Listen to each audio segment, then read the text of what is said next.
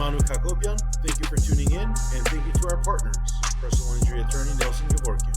Hi, everyone. I am joined by undefeated lightweight contender and Olympics medalist Keyshawn Davis, who has taken on Gustavo Lemos on November 8th at the Scope Arena in Norfolk, Virginia, on ESPN Plus. It's going to be a homecoming fight. It's going to be the Top Rank is rolling out the red carpet for you for this one, Keyshawn, because you and your brothers Kelvin and Keon will be fighting on the same card, marking the first time the three of you have fought together on the same night as a pro. How special is this moment for you? Very special. It's definitely something we've been dreaming of since we was amateurs, since we was in elementary school. You know what I'm saying? We always had this dreamed out. And of course we worked our asses off to get here and shoot. Selling 7,800 tickets in 2 days. Of course it's on track for it to be a sellout event. Man, this is something, God written for us, man, and we just living it out. From what I'm hearing, more tickets have been opened up due to the overwhelming response. And it's great to see that the community is rallying around you for this homecoming fight. Uh, did you in your wildest dreams think that you would reach to this level where, you would follow in the footsteps of a Pernell Whitaker, who was very well known in the region, ended up being a pound for pound great himself, and you would kind of follow in the similar footsteps? But for sure, I never thought something less than that. I never thought of me starting boxing and me fighting in club shows. I never thought that I was not going to the Olympics. I never thought that I won't go be a world champion. I always had big dreams, big visions. You know what I'm saying? And like I said, we worked our ass off to get here, and we never cut ourselves short. We always thought big. You know what I'm saying? And now we doing it big. Let's talk about the opponent, Lemos. Last time we saw him, he gave Richardson Hitchens a very difficult fight, and some people even felt that he won that fight. How are you going to handle a complicated fighter like this? How he gonna handle a complicated fighter like me? I feel like I'm the best in the division. Each fight I'm gonna just keep showing it and showing it. I opened a lot of fans' eyes with my last performance, and that was just an 11-0 performance. You know what I'm saying? I'm about to be 12-0 now, so I'm gonna just give y'all something even better, something different. I feel like every time I come to the ring, I give y'all something better and different. But I always give y'all a performance. The reason why we selling 7,800 tickets in 2 days, the reason why I'm having a homecoming at 11-0, and that's just not me being cocky. That's just for these 11 fights that y'all been keeping up with me that I've been performing. I've been doing a lot of talking, but I've been also been doing a lot of backing it up. And that's just who I am. So Limbo is definitely he got a lot on his plate coming November 8th. You mentioned your last performance. Let's talk about that as well too. You cruised to a unanimous decision win against a very tough and durable opponent in Miguel Medueno, but you didn't get the KO after you got off the hot Pedraza fight. What is your assessment of the performance against Medueno? Shit, that was A plus, A minus performance. Like a solid A minus, solid A plus. My defense was on point. I ain't getting hit with no shots that you see my head go back or to the side. And think about that type of fight that he was fighting. He was throwing bombs all 10 rounds. He did not get tired. It was a very physical, rough fight. It was a fight that a lot of these fighters in 135 division can't really handle right now in terms of prospects or up and coming contenders. So I think that's why I got a lot of respect from that fight. I think that's why CB3 was able to sell a lot of these tickets for my homecoming fight because they not only seeing that, oh, he's from the hometown, but this kid actually can be one of the best in the sport. And it always starts at your hometown. And I have my hometown, and it's clear to say that I have my hometown. So of course after this main event, we could be taking this state to state, and my hometown gonna be following me, and I'm be building, nationwide fan base after this. So after I have a spectacular performance with Limos, I guarantee you we gonna be at a breaking point becoming a superstar. That means big things must be happening in 2025. What are the plans you have for 2025? What are some of the discussions you've had with the key people in Top Rank as far as bringing you the fights you want? Well, the only thing that's mandatory right now is me getting my world title. After I become a world champion, it's always more to accomplish, but I would say my name is solidified in the sport now. Not only did I become an Olympic silver medalist, but now I'm a world champion. And those two things you can't take away, and you gotta respect. So that's definitely the conversation we having now is getting me that world title. What's it going to take for you to get that world title? Because I don't think you want to fight your teammate Shakur Stevenson. The Gervonta Davis fight is out there. Lomachenko is your top ranked stablemate. There's Dennis Berinchik. What do you think are the likely opponents for you in 2025? Well, I'm imagining that Lomachenko, he probably fight one more time and then retire. Hopefully he picked me to fight. Whoever he picked, I'm pretty sure he's gonna retire afterwards. So if he picked me, great. I'll fight him and get the IBF. But if he don't, and I'm imagining that he will win his fight and retire, then I'm gonna go for the IBF. But right now, me and Dennis Barancic, we friends, bro. We hit each other up in the DMs all the time. We talking.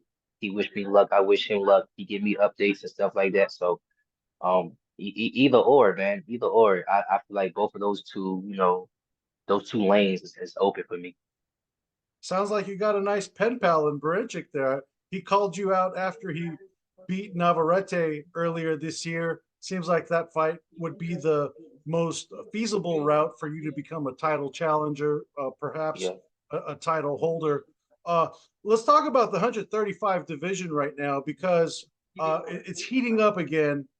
We have Gervonta Davis. He's going to be fighting Lamont Roach. You've been very opinionated with Gervonta in recent weeks and months. What is your assessment of him taking on Roach as his next fight? I think that's a great fight for the DMV. Them guys know each other very well.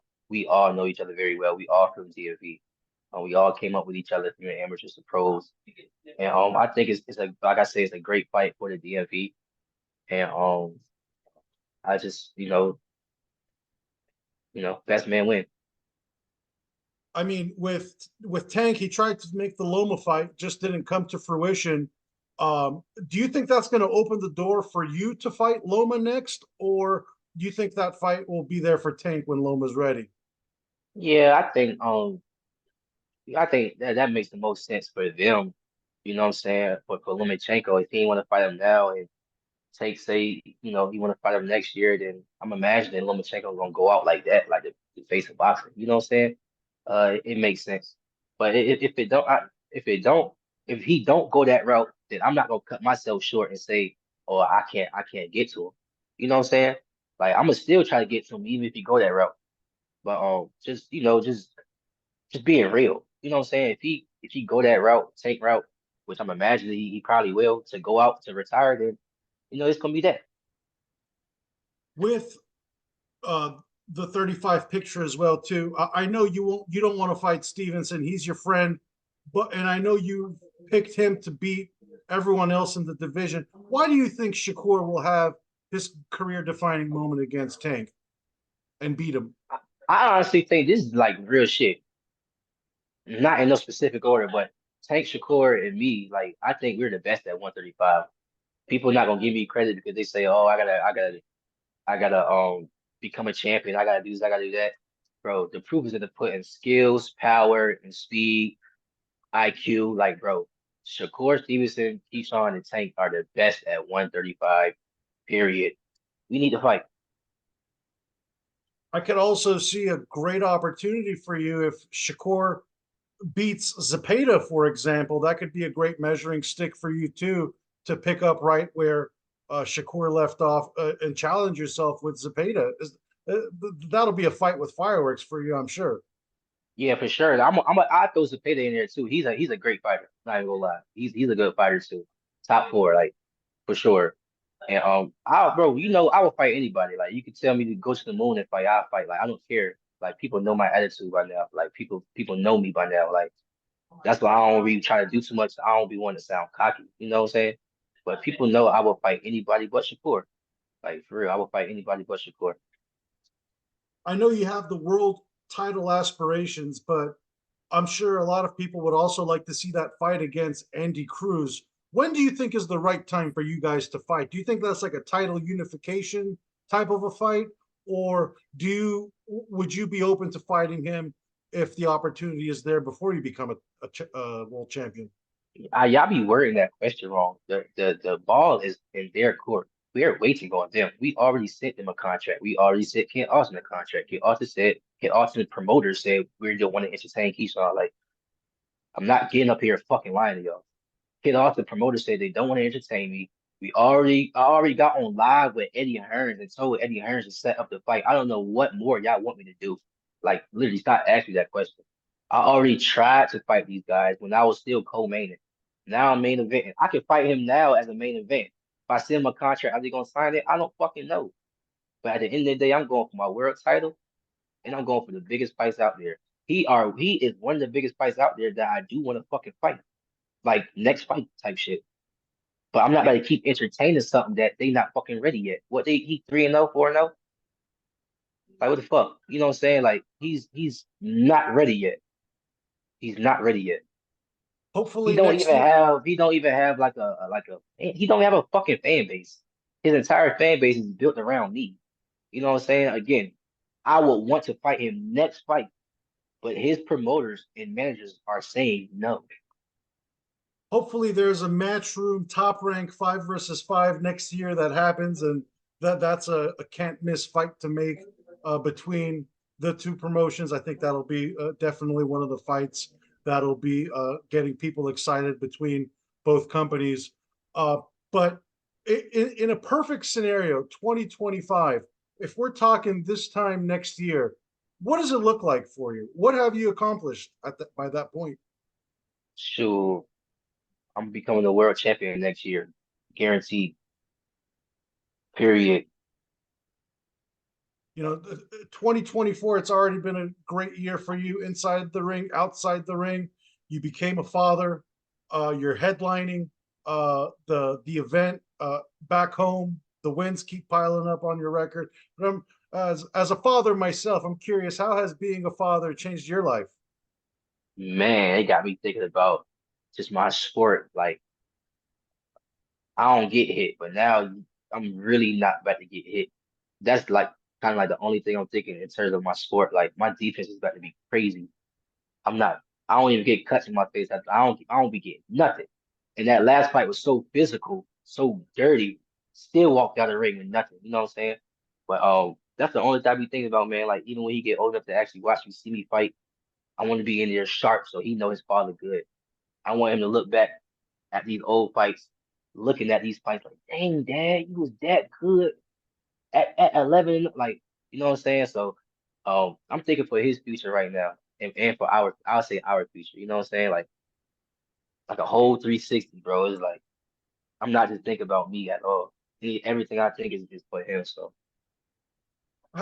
How difficult is it also being in camp while also trying to enjoy being a father as well too? definitely hard, man. You be missing them, man. You wake up, I be missing them.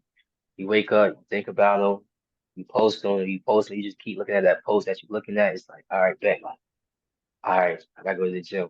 And then you train it's an extra motivation for sure. It's an extra push, and it's definitely hard, like staying focused for me with him because I got an Airbnb out here in Vegas, but I also got a house out here in Vegas. So it's nothing for me to just go pull up on him and go see him. You know what I'm saying? So I gotta have that discipline of like, nah, stay in the camp house and just lock in and just do this and do that. You know what I mean? So different experience, but God don't make mistakes. I'm getting through it. And going back to your fight, November 8th at the Scope Arena in Norfolk, Virginia, your brothers, Kelvin and Keon, I'm sure you guys are looking for the trifecta, 3-0. But what does the perfect night look like for you? Give me your prediction. Keyshawn starting out with his debut, getting the first round knockout. Kelvin come right behind that, getting another spectacular performance, stopping his guy. He got another tough opponent coming up.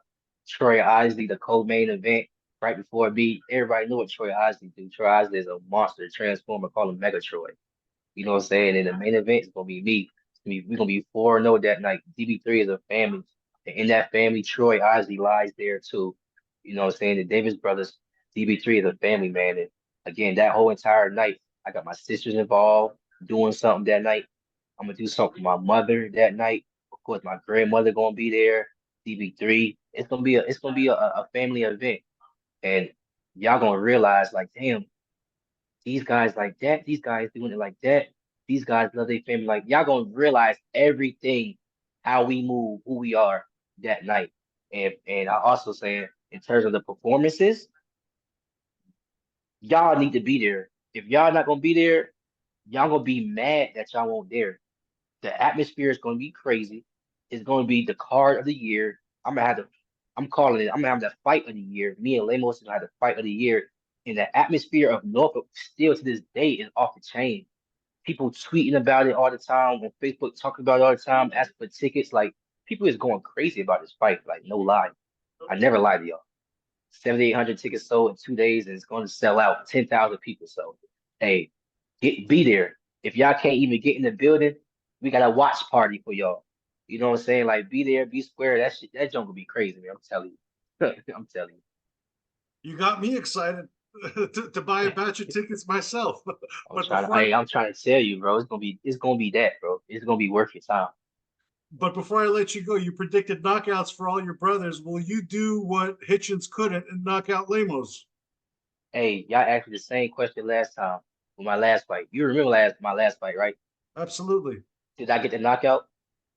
Not with Medueno. Was it the fight of the night though? It was entertaining, definitely. Okay, so was it the fight of the night? I would say so. Okay, that like everybody else said that night. So all I'm saying is tune into the businessman. You're gonna be entertained. Whether I knock somebody out or I go 10 rounds, you're gonna be so entertained. And that's what I bring to the table. Entertainment. That's what people pay for is entertainment. That's why I'm 11-0 selling out the 10,000 seats because people love entertainment. So come and get entertained. Keyshawn, always a pleasure for an entertaining interview. Appreciate you.